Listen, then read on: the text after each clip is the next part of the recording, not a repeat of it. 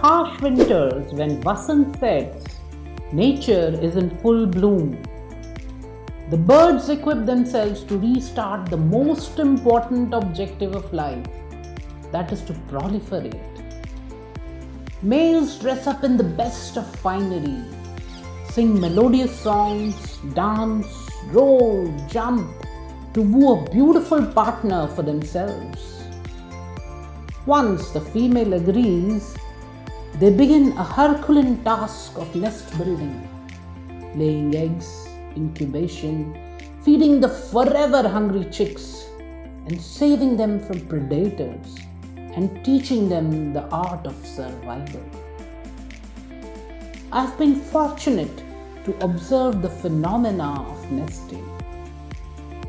Doves build their nest just about anywhere, on a flower pot, above junk, or behind air conditioner, and lay a pair of small white eggs. Magpie robins build their nest in tree hollows or spaces in walls. They have also adapted to nesting in boxes as well.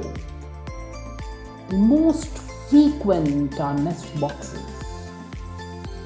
Cute black chicks peeping out with wide open beaks are a treat to watch. Jacanas build their nest on floating water plants, and it is the male that incubates eggs. I have even seen a nest of sarus cranes. I waded through a lake and reached a small mound and found a nest on ground containing 2 eggs. But on closer scrutiny, it revealed that in fact there is 1 egg and a similar sized stone.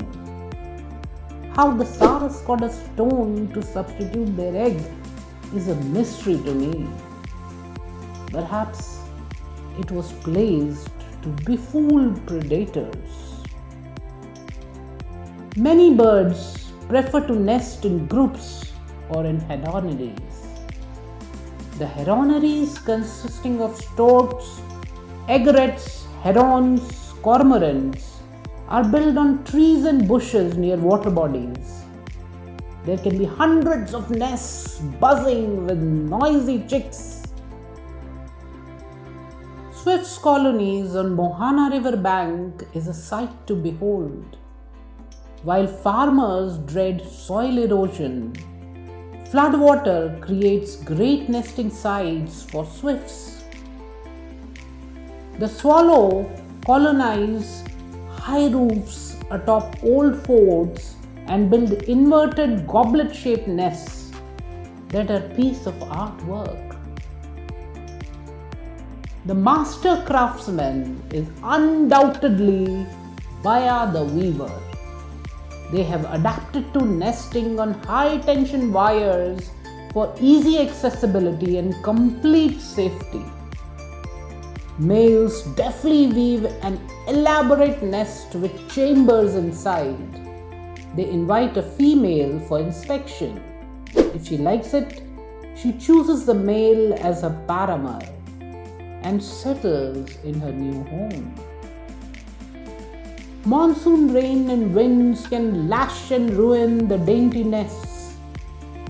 Yet parenting birds brave it all.